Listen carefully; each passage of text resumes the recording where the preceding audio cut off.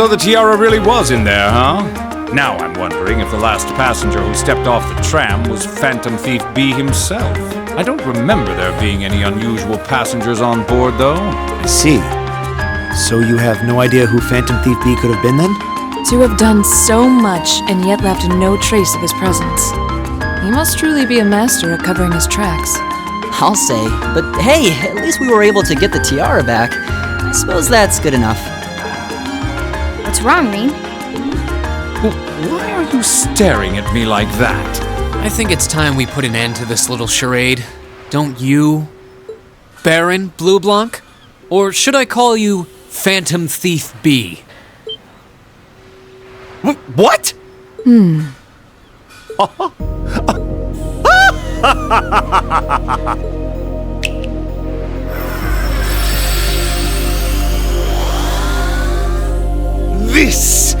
This savory taste is why the unripe fruit is the most delectable of all. Wait, aren't you the Baron we met earlier? But that mask... That's the mask of Phantom Thief B! Allow me to introduce myself once again. I am Phantom Thief Blue Blanc, otherwise known simply as Phantom Thief B. Baron Blue Blanc is but one of the many roles I have assumed during my pursuits. Incidentally, might I ask when you first discovered my true identity? It didn't really take much discovering. You went out of your way to show up in the Crystal Garden after all. Now, maybe it's just me, but I find it hard to believe you were seriously trying to hide your identity to begin with. Your disguises, nothing short of perfect, I have to admit. But with all the work you've put into this, I suspected you might come check on us near the end of your little game. Ha ha! I see! Excellent deductive reasoning. Simply splendid! But why would you do something like this? Why go to all the trouble? Does that interest you? Must there be a motive? Nah. Now that we know your identity, there's nothing more to discuss. Theft is a crime. Indeed, a crime we will not allow to go un- What spirited youths you are!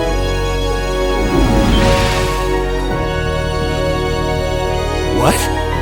How did he do that? Just a little trick I like to keep up my sleeve. Regardless, you have provided me with plenty of sport and more than enough entertainment for one day. I will be watching your future achievements with keen interest. Ladies and gentlemen, until we meet again, I bid you adieu.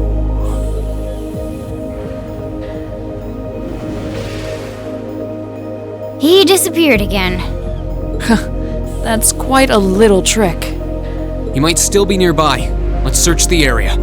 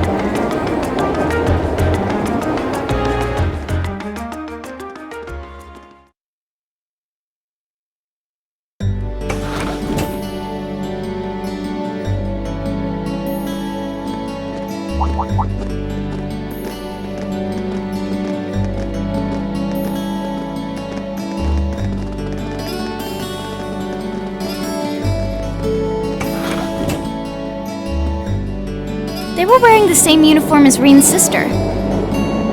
Yeah, they must go to St. Estrella too. So, the famous St. Estrella Girls' School is around here, huh? It's supposed to be a combined middle and high school exclusively for the young ladies of the nobility. Yeah, this is one part of the capital that the masses have no reason to visit. Although, I can at least support the school's commitment to fostering chastity and rejecting materialism. You seem to know an awful lot about a fancy girls' school. No, I don't. This is all just common knowledge. Anyway, let's go and wait by the front gate. Yeah, those were the instructor's orders. I'm feeling kinda nervous, actually. Why would you?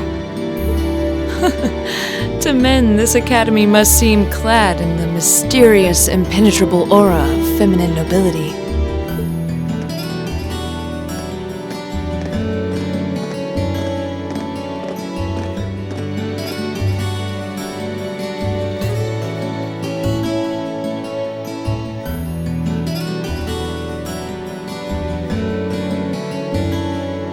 I was wondering, did you not want to come here, Laura?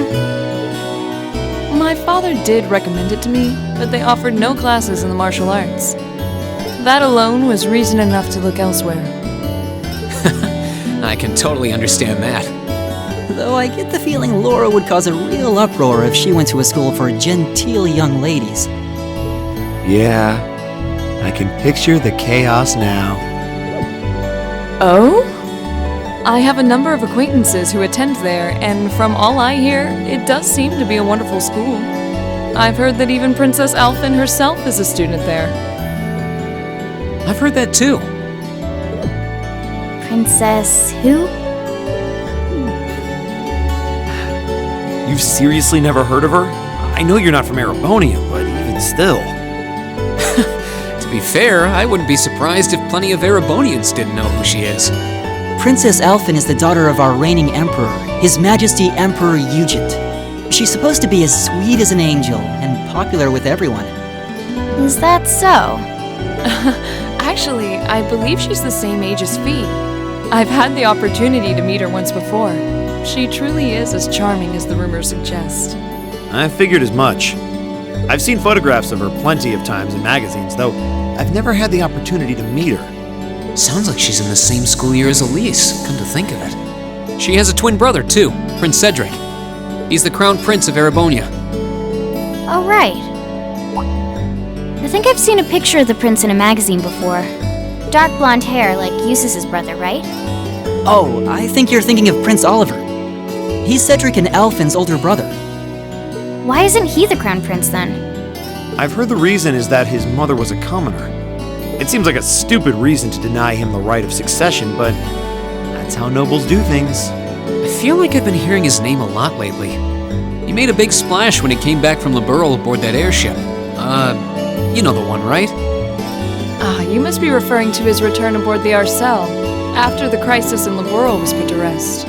Yeah, I remember seeing that. It really made a big impact.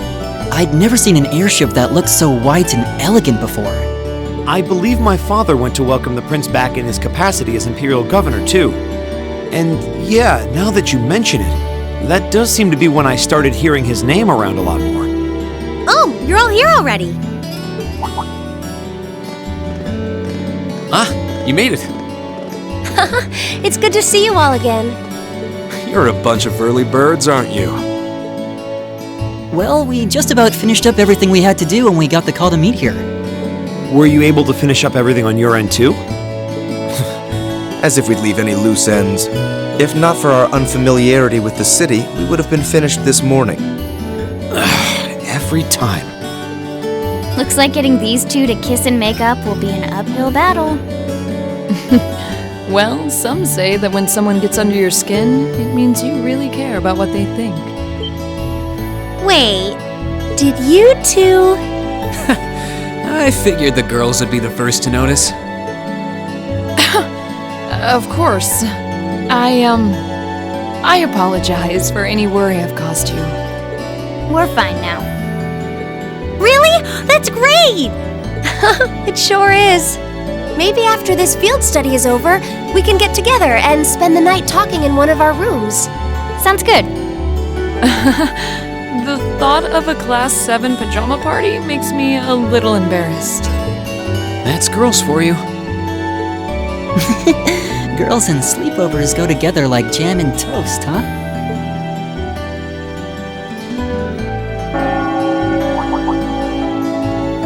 That must be Heimdall Cathedral's bell. It has a solemn, stately sound, wouldn't you say? It sounds so different from how it does in the Ost district. Though that makes sense considering the distance. That bell ringing must mean it's 5 o'clock, which means it's almost the time we were supposed to meet here. Rean?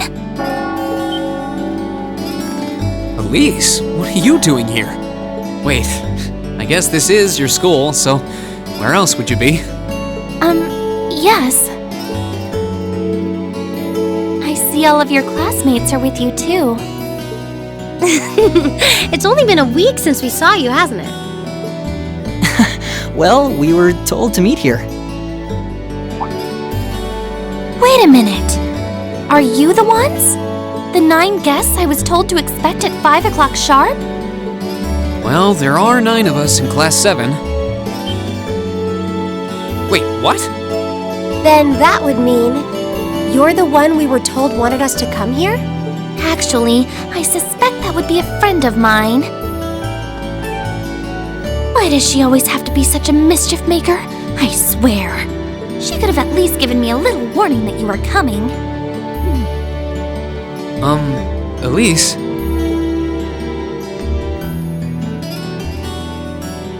Anyway, where are my manners? Welcome to St. Estrella Girls' School. I hope you'll enjoy your visit. Right this way.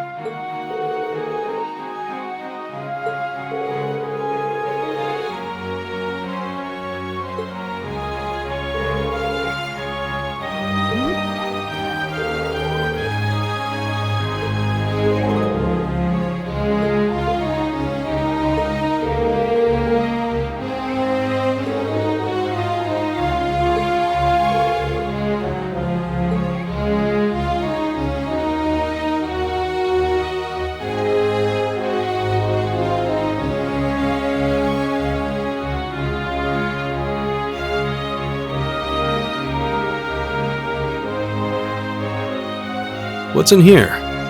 It looks like an indoor garden. This is the Academy's Rose Garden. The person who called you here is waiting inside. Who did call us here anyway? Whoever they are, they must have considerable social standing. Your Highness, I brought the guests. Thank you. Please show them in. Oh, No way. Hey, Elise, is that... You don't need to ask when you already know. Now, if you'll follow me.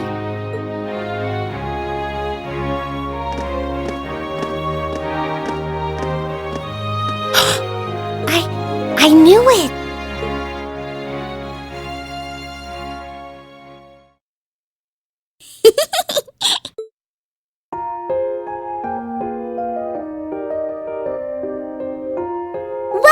ladies and gentlemen of Class 7. My name is Alphin. Alphin Rice Arner. It's a pleasure to meet all of you.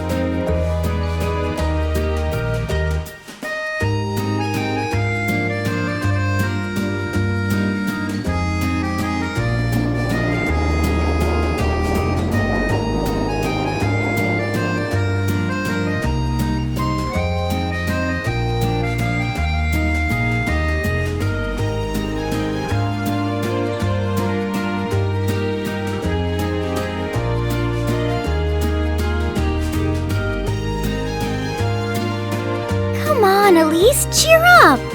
I'm sorry, all right? I was only trying to tease you a little. Don't you have something you wanted to discuss with everyone? Please, go right ahead. Well, that aside, it's been a long time since I last saw both of you, Eustace and Laura. I'm glad to see you're both well. Likewise, Your Highness.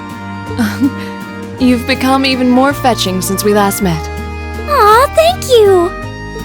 I was rather hoping that you'd decide to enroll in St. Estraya too. But it seems you chose to attend Thor's after all. Well, I've committed myself to following the way of the sword, and Thor's gives me a place to hone my skills. I apologize for not being able to live up to your expectations. First I lost Angelica to Thor's, then you too. Perhaps I should just transfer there next year myself. Your Highness? Got you to look! But Well, she seems lively. She seems far more easygoing than I was expecting. I've heard plenty about her, but none of that prepared me for meeting her in person. So, this is what it's like to be in the presence of royalty. It's actually rather overwhelming. I can see why people always compare her to an angel. Me too.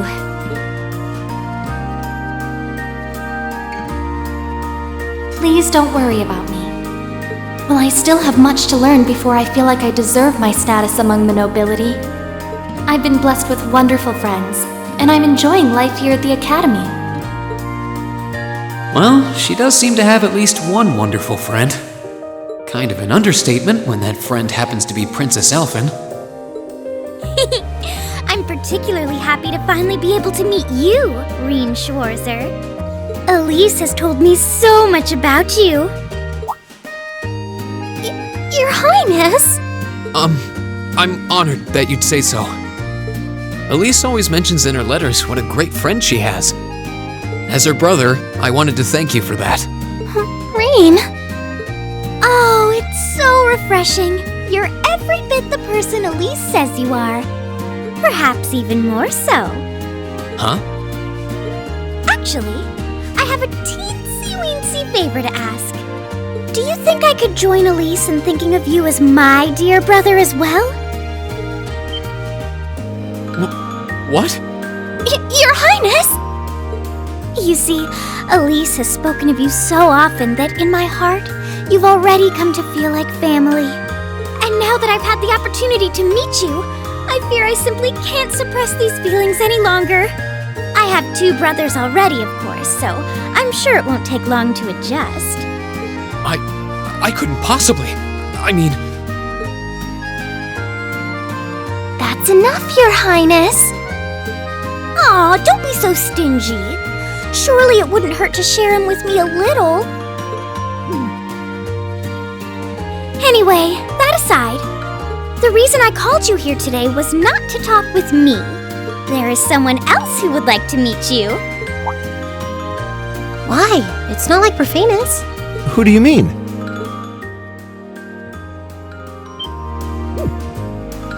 Hey, isn't that... A guitar? No, a lute? Oh, it seems he's arrived. Oh, I apologize for keeping you waiting.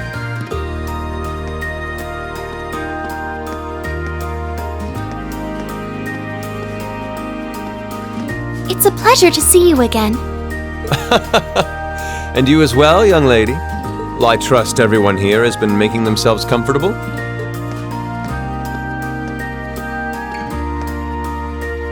Who's this guy?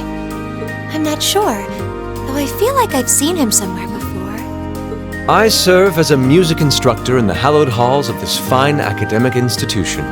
In truth, I am ever on the hunt for that elusive mayfly we call love. But that might raise eyebrows at a girls' school. But whose pulse would not quicken wandering into this untainted cloister of dew-eyed maidens? Ah, the romance. Could he be? Ow! I think that's quite enough. Any more of that and our guests may start edging toward the exit. Ah, I can always count on you to never miss a beat, my dear sister. Oh, wait. So this is... Whoa. Indeed.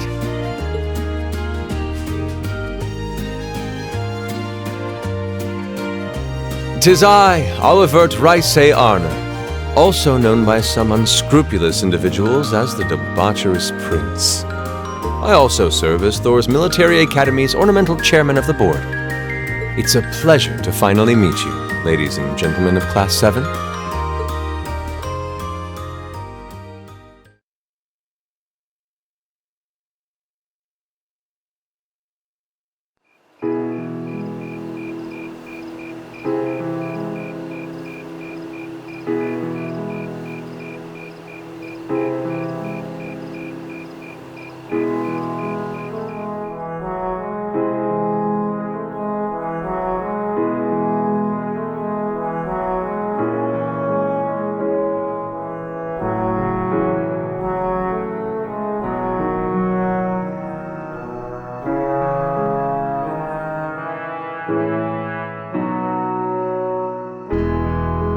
I have to admit, I was surprised to learn that you're the chairman of the board of directors, Your Highness.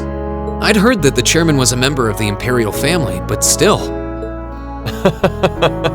I'm not surprised.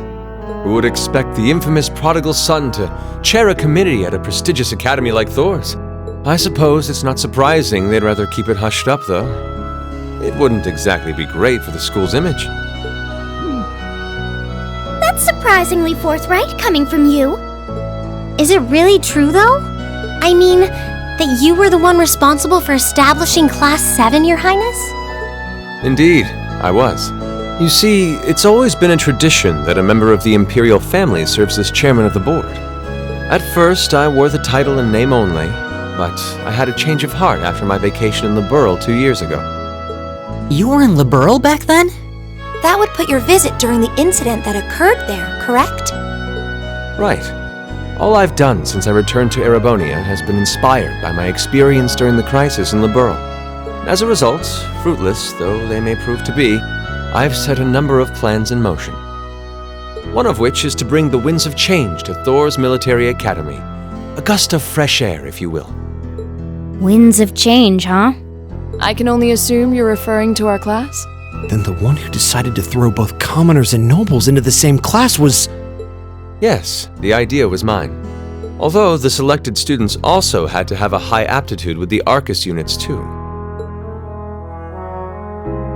I think I'm finally starting to understand the reasoning behind Class 7, and why we're being sent all over Erebonia on these field studies. To show us firsthand and give us cause to consider the conflict between the two factions. That is the purpose behind our field studies. Is it not, Your Highness? That is one of the reasons, yes. However, my foremost intention was to show you that during your lives, you will encounter many obstacles and conflicts. Not just between factions, but between the capital and the provinces, tradition and technology, even between nations. In these turbulent times, I thought that this would provide the hands-on education today's promising youths need. We need up-and-comers who can think and act independently to face tomorrow's challenges head-on. That makes sense. Wow, that's quite a plan. I can't help but feel a little unsure whether we can live up to such high expectations. Hearing your explanation has, at the very least, cleared up many of the doubts I've had up to this point. Class 7 does seem like an ideal environment to expand one's outlook on life. I feel like going through everything we have so far has brought us closer to doing exactly that. Yep. Marvelous. I'm so pleased to hear it. Just listening to you makes me feel even more certain that establishing Class 7 was the right decision. Especially since while the idea itself was mine, I have no real say in how the class is run day to day. Even so, I still hope to meet all of you at least once, if only to tell you all this. That was when Alphen stepped in and offered to set up this little meeting. I see. Well, I could hardly refuse such a sincere request from my brother. But it also presented me a fine chance to finally meet Elise's beloved brother, as I've always wanted to. Your Highness! Thank you for taking the time to tell us all of this, Your Highness. I feel like now that I know, I want to live up to the promise you saw in Class 7. Thing is, am I right in assuming that Class 7 doesn't exist just to fulfill your progressive ideal? What do you... Oh? The board has its chairman, of course, but 3 directors besides. My older brother Rufus, Imperial Governor Karl Regnitz, and Irina Reinford of the Reinford Group. Oh, yeah. Now that you mention it. They do seem to have certain expectations for us. Precisely. As I mentioned, I no longer have anything to do with how Class 7 is run. That authority lies with the directors. As you're keenly aware, Rufus and Governor Regnitz sit on opposite sides of the factional divide. And while Chairman Irina is mostly involved with Class 7's technology, like the Arcus, her intentions are a mystery to me. And it's those 3 who decide where you'll travel for your field studies. Is that right? When you put it that way, it does make it seem like some kind of bargaining is taking place behind the scenes. It was one of the conditions they gave in exchange for allowing Class 7 to be established. I'll admit, I hesitated to allow it, but I decided to place my hopes in you. We believed then, as we still do, that one day you all will be a great light that can push back the darkness of this country. Well, I suppose when I put it that way, it sounds positively heroic. But that's just me. Don't feel too pressured by it. Your students, first and foremost. Reach out and grab that fragrant rose of school life. Join a club. Eat cheap food with your friends at midnight. Fall in love. We live but once. Make your youth count.